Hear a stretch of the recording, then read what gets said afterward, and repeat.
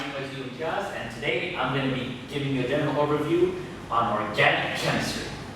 So first of all, Aslan, what is organic chemistry? Organic chemistry is the study of carbon-based compounds. Now, why are we choosing carbon? You know, out of all the hundreds of elements in a periodic table, why are we taking carbon specifically? And that's because carbon has some very special properties that make it unique. And one of the first and most important properties is that it's tetravalent, which means it can form up to 4 bonds. Why? Because carbon is in the 4th group. Now, what does group 4 mean? It means it has 4 electrons in its outer shell. It has 4 valence electrons, meaning it can either gain 4 more electrons to reach noble state or lose 4 more electrons to reach noble state. So in this dilemma, it doesn't know what it should do. However, we have realized that the best way for it to do is to gain 4 electrons. And because it's gaining 4 electrons, it can form multiple covalent bonds.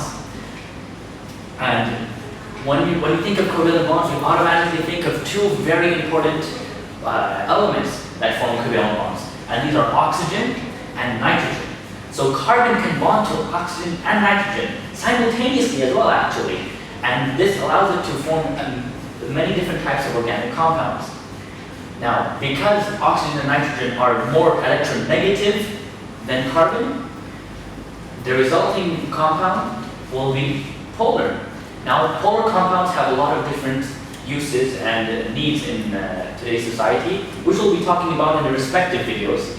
But for now, I'm giving a general overview, and you studied electronegativity before, so you know that when carbon or any other less electronegative element bonds to a more electronegative element, you'll get a polar bond. And since this is a covalent bond as well, you can have dipole movements.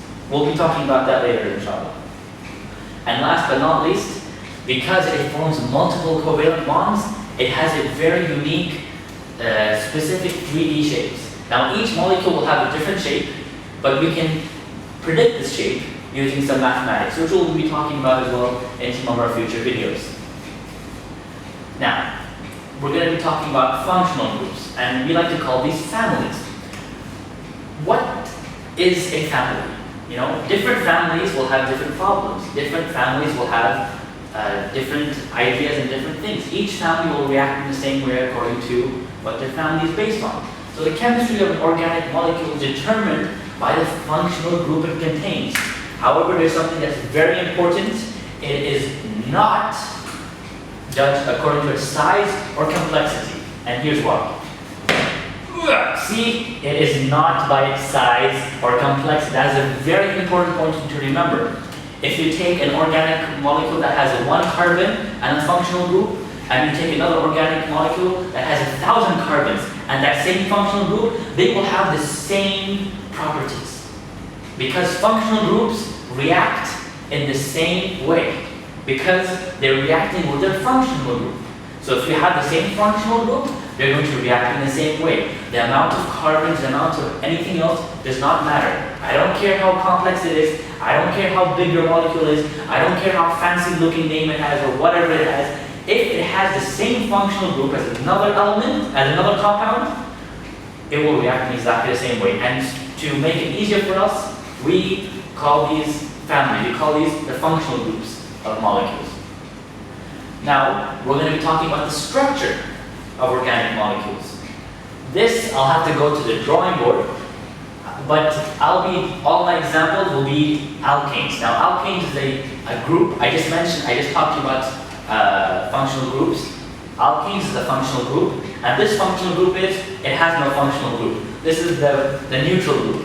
Of course, there are many other different families of organic compounds that have different functional groups, but for the simplicity of examples, I'm going to be sticking to the one that has no functional groups. So for now, let's go to the drawing board. Alright, so now we're going to be talking about the structure. As I mentioned before on the slide, we're going to be using alkanes as our example because they have no functional group. They are our neutral group. We're going to be talking about those 2 for simplicity. So I wrote down 4 examples already. We're going to try and do them. The first one is 1 carbon plus 4 hydrogens. Now, what's the symbol of carbon? C. So I'm going to draw a C right there. Now, if you remember at the very beginning when I was mentioning why should we use carbon, I did tell you that it can form up to 4 bonds and 4 covalent bonds. So I'm going to draw 4 lines indicating 4 bonds. Now, that's where the 4 hydrogens come in. Hydrogens can only make 1 bond. So they join with the carbon on all sides. So that's what 1 carbon plus 4 hydrogen looks like. What about 2 carbons?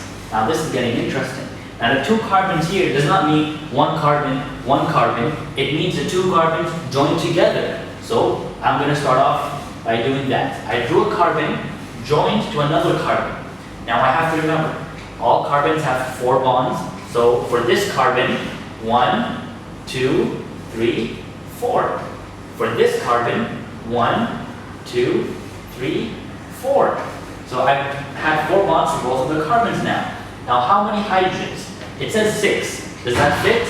Look, I have 1, 2, 3, 4, 5, 6 empty spaces for single bonds, which is where the hydrogens come in.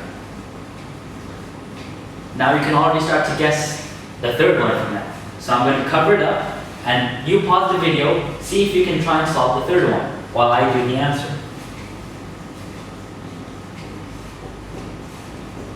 No peeking. I said stop looking. Do you have the answer? Let's see. Were you correct? If you were, high five yourself. If you weren't, high five yourself on the face. Yeah, let's move on then. Now this is where it starts to get interesting, because after 4 carbons, now when you reach 4 carbons, we get something very interesting called constitutional isomers. Now there are 2 types of constitutional isomers, which I'm going to be telling you in a bit. So for 4 carbons, the first example you can think of is, alright, so I'm going to draw 1, 2, 3, 4 carbons, correct? And then using that same method, I'm going to make sure all of them have 4 bonds. Now that they all have 4 bonds, I'm going to add in the hydrogens. Do the hydrogens match? 1, 2, 3, 4, 5, 6, 7, 8, 9, 10. 10 hydrogens, 10 empty spaces. So I'm going to draw in all my hydrogens here. That is a very bad hydrogen.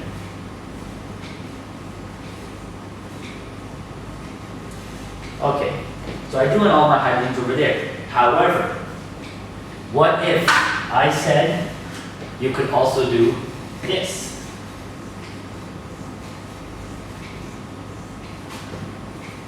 Is this 4 carbons joined together? Yes, it is. Well, do the hydrogens fit? Let's see. For this carbon, we have 1 bond, so we'll add 3 more. For this carbon, we have 1 bond, we'll add 3 more. For this carbon, we have 1, 2, 3 bonds, we have to add 1 more. For this carbon, we have 1 bond, we'll add 3 more. How many empty spaces do we have? 1, 2, 3, 4, 5, 6, 7, 8, 9, 10. 10 empty spaces for 10 hydrogens. So how is that possible? That I can have the same number of carbons and the same number of hydrogens, but I can still have 2 completely different structures. This is what I was telling you about constitutional isomers. Isomers mean same structure, but same formula, same number of carbons and hydrogens, but different structures. Now each of these has a special name, as you probably imagine. This one is called a straight line alkane. Why? Because all the carbons are in a straight line. So this is called a straight line alkane. However, for this one, as you can see, it's not a straight line. This one is called branched line alkane, I think. Yes, it is. It's called branched chain alkane. Now, of course, here I use alkane and alkane because these are alkanes. However, if it was a different group, such as alkynes or alcohols or ethers, you would put that respective functional group. Now, both of these are constitutional isomers of each other. This is one isomer of this, and we call both of them constitutional isomers. Now that you guys know what the structure is and how to draw them, let's go back to the PowerPoint thing. Alright, so now I hope you've learned what that is. And we've talked about constitutional isomers, we've talked about straight chain and branch chain and all that. But one thing I want you to know is that constitutional isomers can actually have very different properties. Let me give you an example. Ethyl alcohol and dimethyl ether are both compounds that have the formula C2H6O.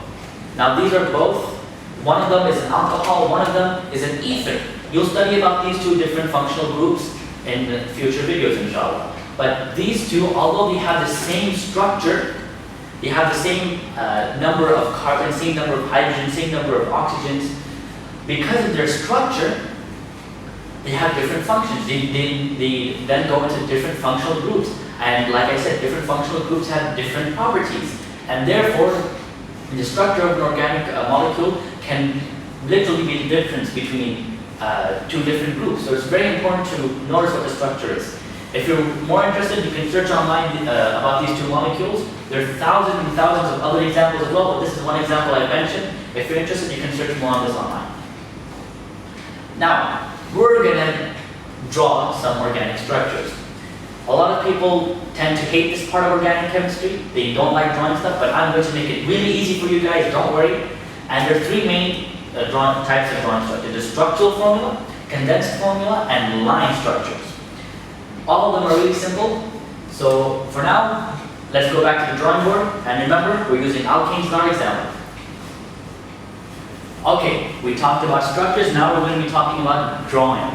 This is an example you guys all remember from the previous drawing board example I gave you. 4 carbons plus 10 hydrogens. Now these are two different structures that we drew out.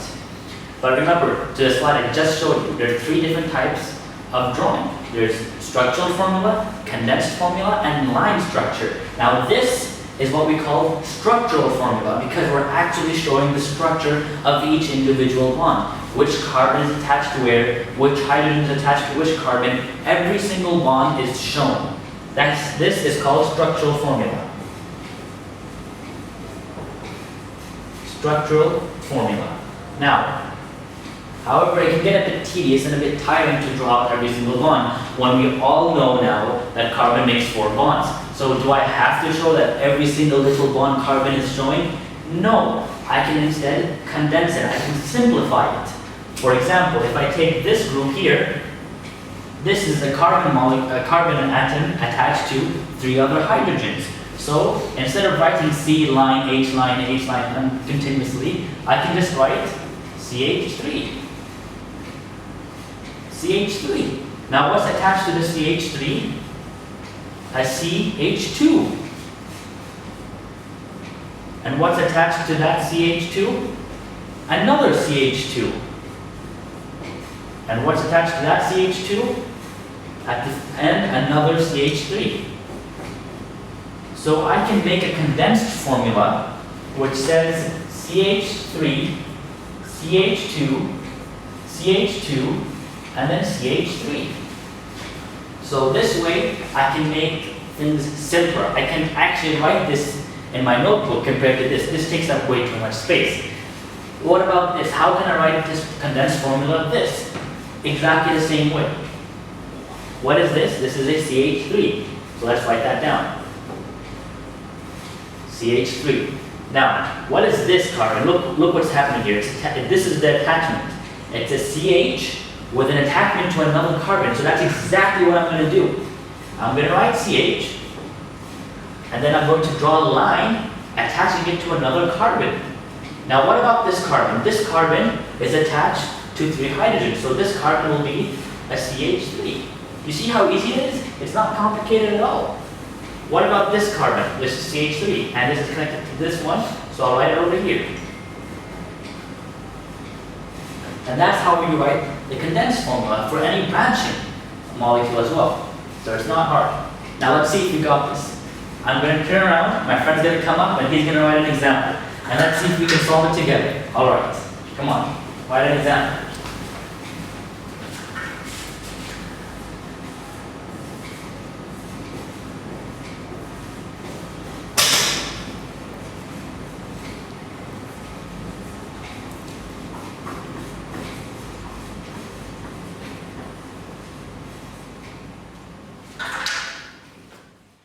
Alright, so 10 carbons.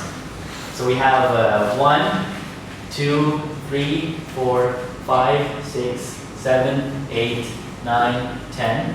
And then we have the hydrogens. So let's check. Does it fit 22 hydrogens? Let me first draw all the bonds out. Okay, now, does the hydrogens correspond to the empty spaces? 1, 2, 3, 4, 5, 6, 7, 8, 9, 10, 11, 12, 13, 14, 15, 16, 17, 18, 19, 20, 21, 22. Oh, I can't hold my breath longer for that. Alright, so let's add in the hydrogens now.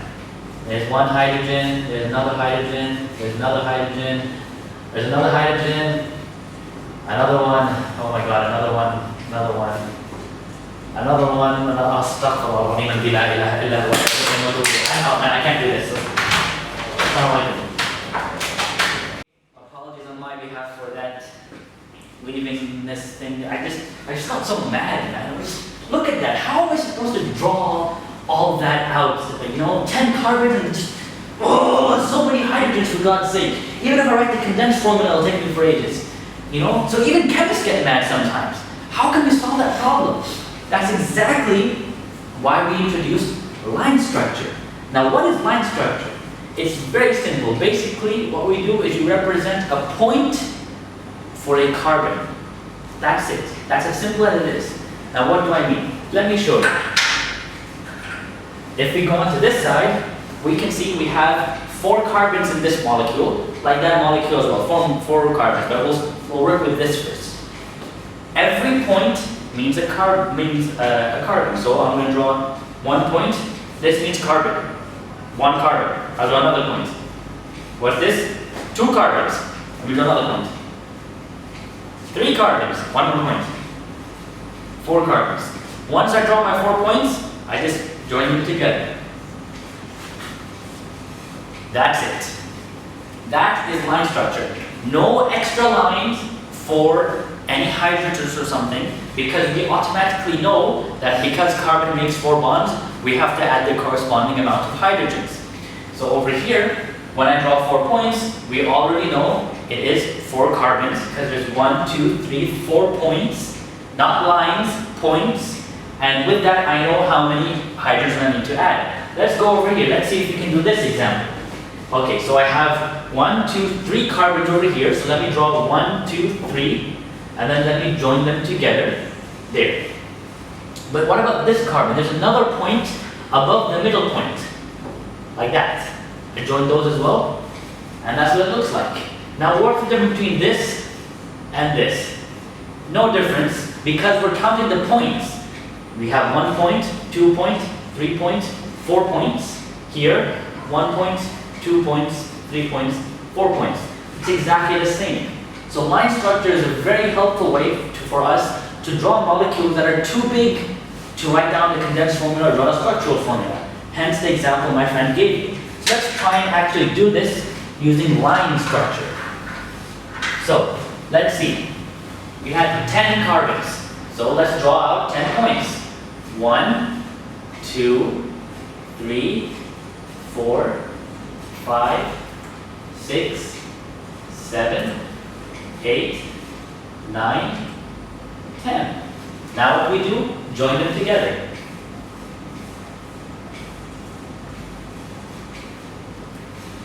And that is 10 carbons plus 22 hydrogens. I don't have to add any lines for hydrogens because I can calculate. And each point means a carbon. Now isn't that much more simpler than having to draw out this ugly, really bad mess? This is so much easier. So sometimes when we're dealing with a big enough molecule, we can draw line structure. So now we've already seen all 3 structures. We've seen structural formula, we've seen condensed formula, and we've seen line structure. Now let's continue on with the lecture. Back to the PowerPoint thinking. Yeah. Alright, now you guys know how to draw. Now it's time to talk about the shapes. And yes, you guessed right. Let's go back to the drawing board. Now we're going to talk about shapes of organic molecules. And yet again, just as a friendly reminder, we're using alkanes as our example, but please do note other functional groups can be attached. Now, you have seen this molecule. I've been using this for the past 2 drawing board examples. So you know what this is. This is our 4 carbons plus the 10 hydrogens. It's called butane. Now what about this guy? This looks like a different molecule, but in fact, it's actually exactly the same thing. Even this molecule, this looks really complicated and weird, but even this is the same molecule as this, which is the same molecule as this. How is that possible? Because if you look at it carefully, you'll notice that all 4 carbons here are together. I can draw all 4 carbons with one line without taking my pen off the board. Watch. I start at this carbon, and I can move my pen all the way to the other carbons without taking my pen off in a straight line. What about this? I could do the same there as well. What about here? I could do the same thing over there as well. They're all exactly the same molecule. But what's happening? The molecule is rotating around its bonds. For example, over here, what's happened? These 2 bonds have rotated. Over here, it was an H, or this H and this bond. If they rotate with each other, this is what happens. And if you take this example and you rotate these bonds, if you rotate these bonds, bring this H down here and bring this CH3 up there, that's exactly what happens. Because if you, I can even prove it using using condensed formula. For example, this is CH3. This is CH2. This is CH2. And this is CH3. What about this? Look, CH3, CH2. Look at this. See, even this is still CH2. It's C and there's 2 H's attached.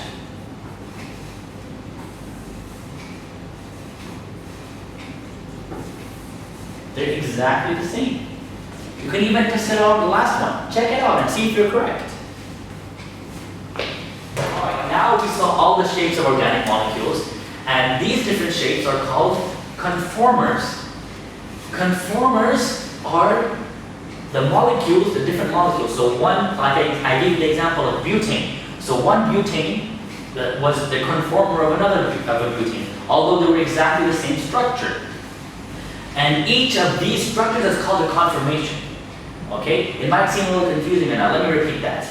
Each of these structures is called a conformation. Each of the structures is a possible conformation. But if you take one individually, this is called a conformer. Now, conformers tend to go with the least energy state. The least crowded state of a molecule will be the desired conformation. Because theoretically, any molecule can have thousands and thousands and thousands of conformations. But remember, earlier in this video, I mentioned that we have a very specific 3-dimensional shape. We can predict this shape using mathematics. Why? Because we use this very simple rule that molecules would like to be in the most stable state. And the most stable state of any molecule will be the least energy state. So we can predict, and we can be very likely that a molecule will be in this specific conformation for the majority of the time. However, there will be some fluctuations. It will shift to another form for a while before shifting back. But this is a very important concept we need to know nonetheless. And this helps build on the concept of geometric shapes, which we'll be studying later on. Thank you for watching. My name is Imtiaz, and I hope you enjoyed that video. Make sure to subscribe to my tutorial for more future videos on any... Oh, now it works, huh? Make sure to subscribe and for more future videos on any medical topic will be coming out. Thanks for watching. I hope you guys enjoyed.